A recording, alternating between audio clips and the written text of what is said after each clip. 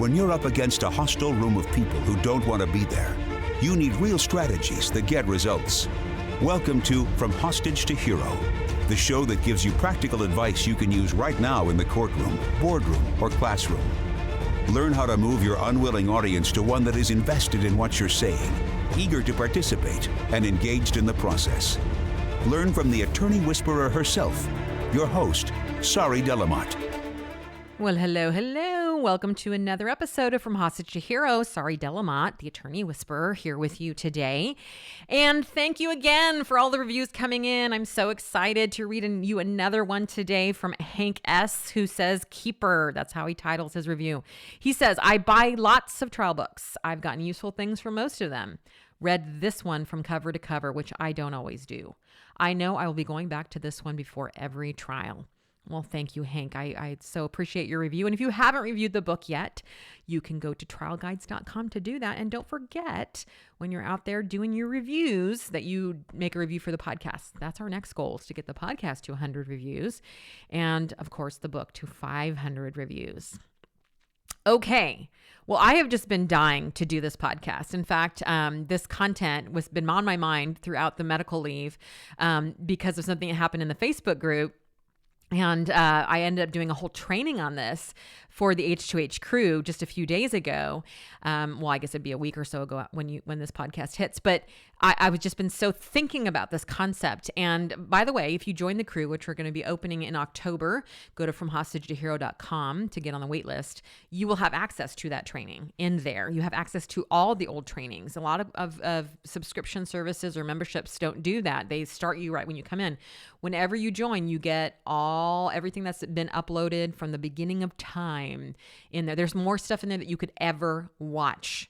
It's like the best deal ever. Can I just say it's the best deal ever that's going right now?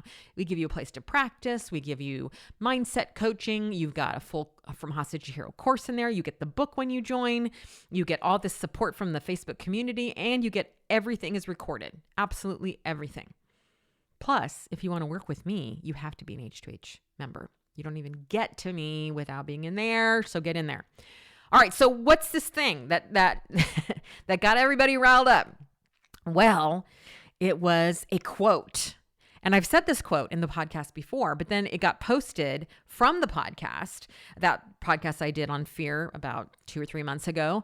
And boy, did it ever rile some feathers. So the quote was from Rick Friedman when he was back in the From Hostage to Hero Facebook group, our big free group. If you're not in there, go to Facebook. You can join that for free. That's not the membership. That's a community of nearly 1,500 trial lawyers. And we're just talking about the podcast, the book, and anything else that comes up, having some fun over there. And you can go there and join. Also there in the video archive is all these webinars from guests before. And so Rick Friedman was back in 2020 and he did a webinar for us. And I said this in the podcast, but in case you didn't catch that one several months ago. And he said this quote. He said that fear is unprofessional. Now, he was using it in the context, or I wouldn't say he was using it in the context. He gave an example of a doctor the night before surgery saying to a patient, I'm really nervous about the surgery tomorrow. I hope it goes well. And how unprofessional that was. So when that quote got posted, which we always post a quote after every podcast, here's some of the things that people commented on the Facebook post. The analogy to the surgeon is not a great one. There's not an opposing surgeon trying to stop your work while at the same time you need to effectively and persuasively communicate what you're doing to an audience. There are very few variables not under the surgeon's control when compared to a trial attorney. Fear is normal when you care for your client but cannot control the outcome. Someone else said, any analogy of what we trial lawyers do with what a surgeon does is inaccurate and unfair. A better analogy to our profession is with a boxer or other kind of fighter. We hit and get hit in trial with words, with evidence, with everything. As a surgeon is about to make the first cut, there's not another surgeon standing there pointing and saying loudly, wrong place to cut. What we do is scary. We are literally being judged. Fear is completely natural. Someone else said, fear is a normal human feeling. Don't deny it. Don't ignore it. Don't let it paralyze you. Let it motivate. And finally, well, not finally, there was other quotes. These are the ones that I pulled out for today. This quote terrifies me, which I think they're saying, I'm scared all the time. And does that mean I'm being unprofessional? Here's what I found so fascinating about this conversation is that y'all are fighting, fighting for your right to stay and be in fear. Take the name of this podcast episode. Fear is totally normal and it is totally optional. What does that bring up for you? I think for most of you, that pisses you off. You want to hold on to your fear. Now, if you're pissed off right now, it's exactly where you need to be. Stay with me. I think this podcast is going to blow your fucking mind. Because once you recognize that fear is totally optional and how this has not been serving you, you're going to be unstoppable. Now, before we go on, I want to be really clear here that is fear normal? Absolutely. The brain is wired that way. Our brain is wired to seek out danger and scare us so that we don't get hurt. That is how our brain is wired. So therefore, there is absolutely nothing wrong with you if you at times feel fearful. But we're going to show you today the difference between real fear and self-created fear and how 99.9% of your fear is the latter. And even with the former, there are things that you can do so that you are not consistently being triggered. Fear is normal, but it's also optional. Now, to understand what we're talking about today, let's talk a little brain science, which I know y'all love. So you've got your amygdala. That's your emotional or reactionary part of your brain. It's the oldest part of your brain. It's that habit brain. And then you've got the prefrontal cortex, which is really the newest part of our brain, which is the thinking or rational part of the brain. Now, your amygdala is where your fight or flight response normally gets activated, meaning you see a bear or you're out on a hike and you see a snake and boom, it overrides the prefrontal cortex. Thinking is not even in the equation anymore, and it triggers a bodily sensation for you to run, to get the hell out of there or freeze, right? And if you have to, maybe fight. But the point is that the amygdala hijacks the prefrontal cortex when you are in a life-threatening situation and you cannot think in those moments. You are literally operating from instinct. And so when we talk about fear, people constantly use this example. They'll say to me, and they said this in the training a week and a half ago, they said, yeah, but fear is instinctual. It's something that happens to the body. It's something that I can't control. And my question to you is, when is the last time that you met a bear on your way to work? Or a snake? Or were in mortal danger? I'm calling bullshit, y'all.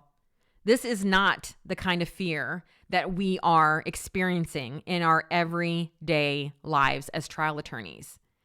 And thinking that fear is normal does a couple of things. We're going to talk about that in just a minute. But let's talk first about what's actually causing your fear. Because we know it's not a bear or a snake. Or if it is, where the hell are you living and working? This is a problem. So if it's not that, what is it?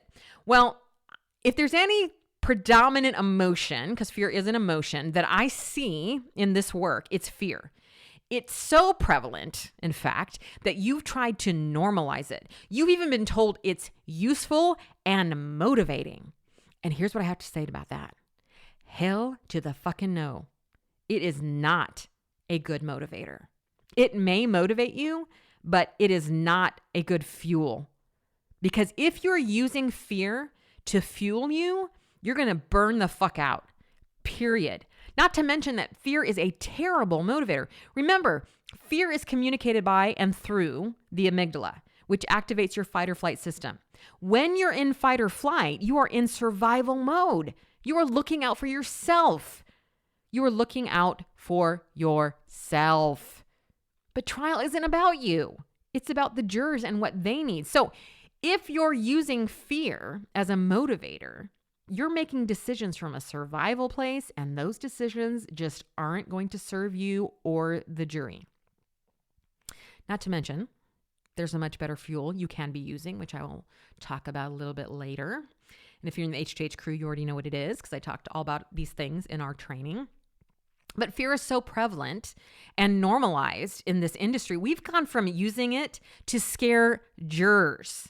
I mean, if we're freaked the hell out, might as well freak them out too, right? But you know what happens when you scare jurors? You get them to act from their amygdala. You activate their fight or flight system. Now, I know that there's a certain book out there and a whole methodology that advises you to do exactly that. That activating a juror's survival mechanism is what we want because jurors only care about themselves and their families. They're going to do whatever possible to keep themselves and their families safe. I get it. That's out there. But this is going to backfire too. Because for one, you cannot scare jurors and not be scared yourself unless you're a psychopath, which I don't think you are.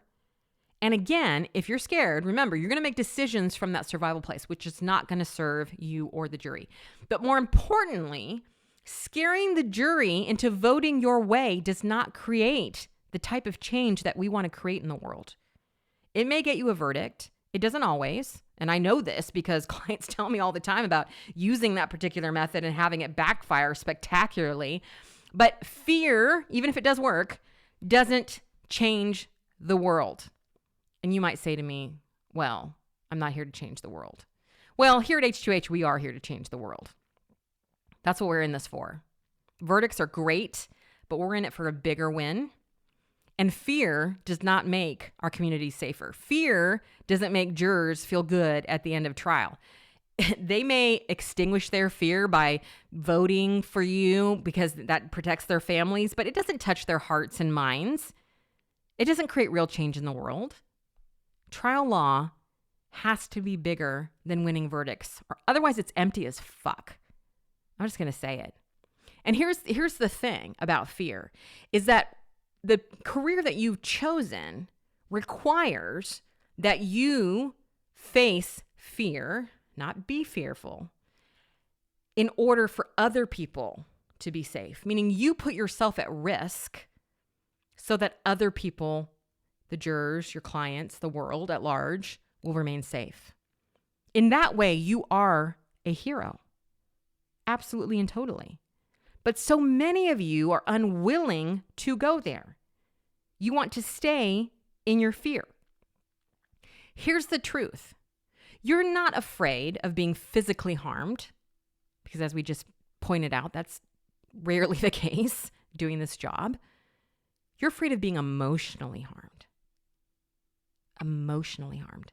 And that, my friends, we can manage and overcome.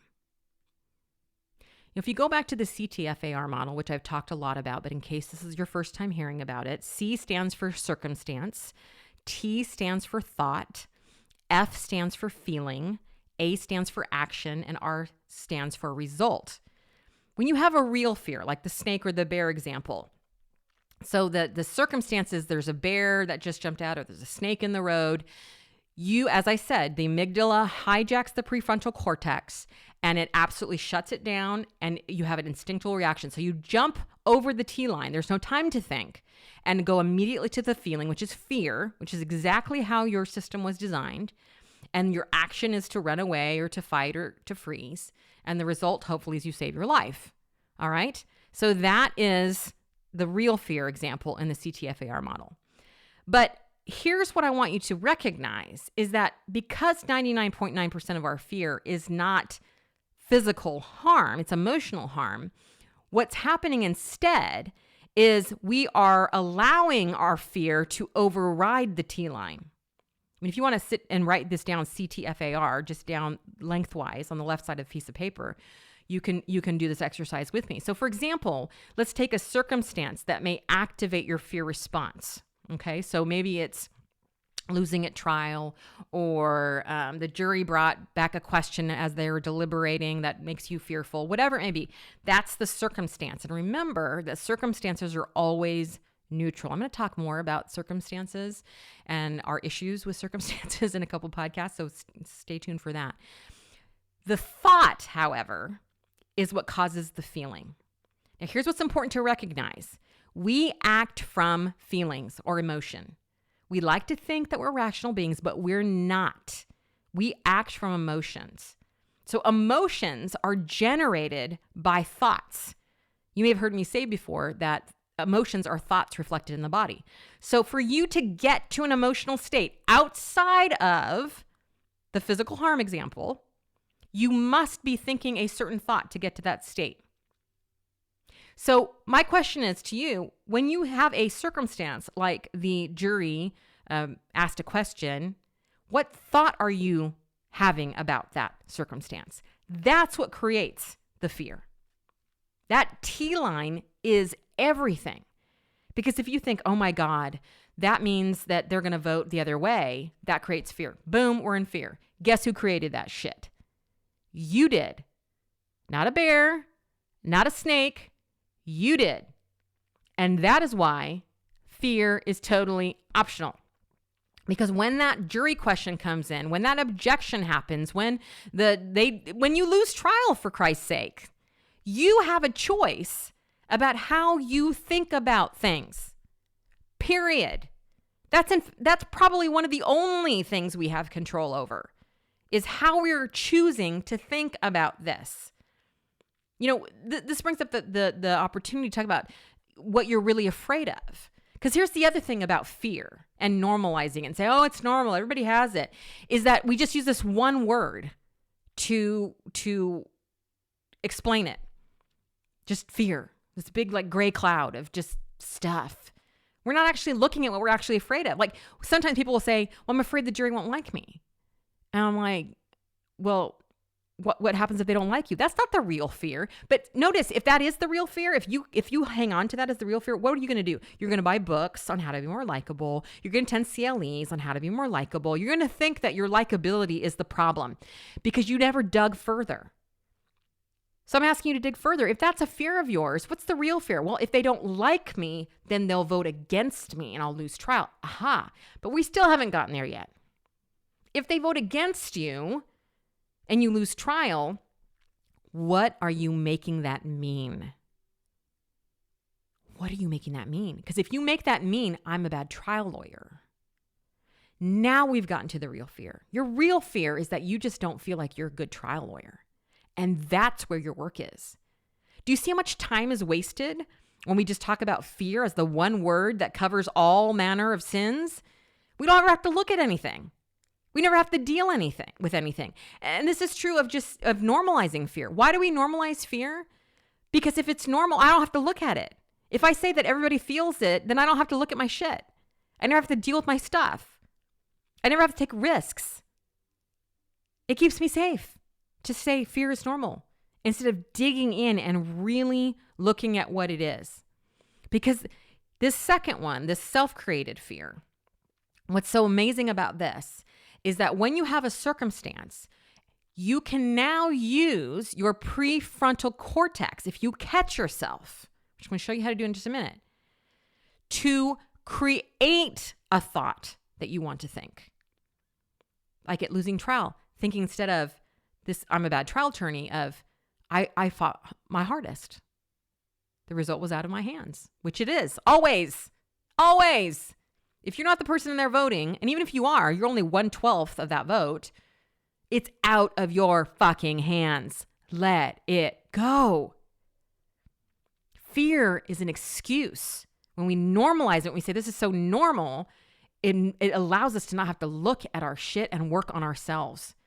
Like it or not, you have picked a career where you have to constantly rub up against, okay, gross, your fear. And if you don't learn how to manage your mind, this shit is awful. And I see it all the time. You're just running yourself ragged because you just keep saying, well, fear is normal. And you just keep living into that place. You keep letting your amygdala hijack you, even in the self-created, because the circumstance comes down, you create a thought about that circumstance, and now we trigger fear, and boom, the show is on, a fight or flight. Survival mode doesn't serve anybody. Y'all are heroes. Heroes. Hear me. Heroes don't do that. Heroes choose what they want to think about their circumstances. Y'all have to listen to the podcast that's coming out, I think 2 from now, about circumstances and what we do with circumstances and the bullshit that we think about circumstances. But the point of today's podcast is you have control over this shit. You even have control over the real fear examples, because outside of bear and snake, yes, we have other like surprises, like you get objected to or something happens at trial that like totally out of nowhere, that comes out of nowhere, right? And it activates your physiological response, okay? So here's how you manage both real fear and self-created fear. Again, remembering that self-created fear is 99% of your problem. The first thing is to notice it and label what's actually happening. So again, instead of just saying, I feel fear, what is it that you're actually feeling? In the training, and you can just Google emotions wheel.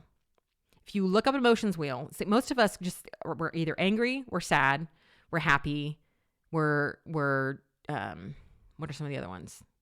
I can't remember the other ones, but there's 4. Those are that's our emotional palette, period. Those are the 4 emotions we feel, or 6, if I can remember the other 2, which I can't, which was my point. We're not emotionally intelligent. In fact, I think that's what we're going to be focusing on in Q4 in the crew. So if you join in October, you're going to get an emotional intelligence. If we don't do it in the fall, I'm definitely planning on doing it. So I don't know exactly, but this idea of not being able to name our emotions. Why? Because when we can name what we're actually feeling, we have power over it. Then I want you to breathe and feel it. Breathing is huge here because sometimes people feel they're afraid their emotion's going to overwhelm them. It will overwhelm you if you don't breathe. Breathing calms your nervous system down. It gets that parasympathetic system operating instead of the sympathetic system, which is your fight or flight. So it allows you to feel it. And here's what's really cool is you can now generate whatever emotion you want to feel. People are like, what? How do I generate an emotion? I feel what I feel. Nope. You feel what you think. Let me say that again. You don't feel what you feel. You feel what you think. You have control over this shit. You get to decide what you're feeling. So, what thought would I have to think? If I want to feel confident in trial, what thought would I have to think? If I want to feel powerful at trial, what thought would I have to think? Now, you might be thinking, okay, how am I going to all do this? I've objected to, and boom, the fear hits me in the midst of it. Well, you're not waiting until trial to do this. You're practicing in your everyday life, managing your brain so that you are practiced at this when you do get caught off guard. But again, most of your fear is happening before trial with all the shit that's running through your brain. So what I'll leave you with is that fuel is a shit motivator. It'll burn you out. Scaring jurors is not the way to go. So if that's not the way to motivate you, what is motivating? Well, the fuel we're using in H2H is love. It's love. Love for your work, love for your client, love for the jury, love for justice. That's why we do this. As you've heard me say many times, we are going to love ourselves to better lives. We're going to love ourselves to better trials. We're going to love ourselves to better mindsets. Nobody out there be listening to this and start beating yourself up for having those negative thoughts. You are wired that way. But here's the great thing. You can rewire your brain.